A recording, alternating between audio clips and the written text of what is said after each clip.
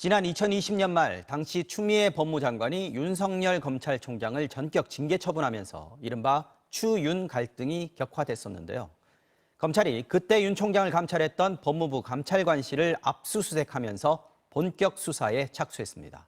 당시 징계 과정이 정당했는지 수사로 다시 따져보겠다는 겁니다. 이재욱 기자입니다.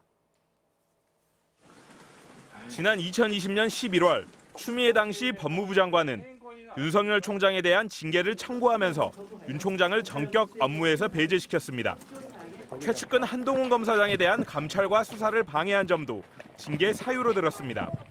한동훈에 대한 신속한 감찰을 방해할 목적으로 정당한 이유 없이 대검 감찰부장에게 감찰을 중단하게 하였습니다. 법무부 감찰 담당관실은 MBC가 채널A 기자의 이른바 협박성 취재 의혹을 보도한 당일 윤 총장과 한 검사장이 11차례 통화했고 다음 날 12차례, 그 다음 날도 17차례 통화한 점을 그 정황으로 제시했습니다. 결국 징계위원회는 윤 총장의 채널A 사건 수사 감찰 방해를 징계 사유로 인정하면서 정직 2개월의 징계를 결정했습니다. 그런데 이 두 사람의 통화 내역이 위법하게 수집됐다는 고발이 접수됐습니다. 박은정 당시 법무부 감찰 담당관이 채널A 수사팀에게 한동훈 검사장을 감찰한다며 받아간 자료를 윤석열 총장 감찰에 부당하게 썼다는 겁니다.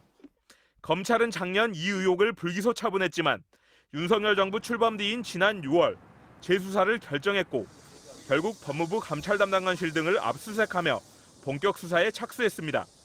어떤 자료가 어떻게 법무부로 갔는지 확인하고 나선 겁니다. 검찰은 조만간 박은정 당시 감찰 담당관, 또 자료를 제공한 이성윤 서울중앙지검장 등 전 정권에서 요직을 지낸 검사들을 불러 조사할 예정입니다. 검찰 수사와 별개로 윤 총장 징계를 두고 재판도 진행 중인데 1심 법원은 윤 총장이 중대비위를 저질러 징계가 정당하다고 판결했고 현재 항소심이 진행 중입니다. MBC 뉴스 이재욱입니다.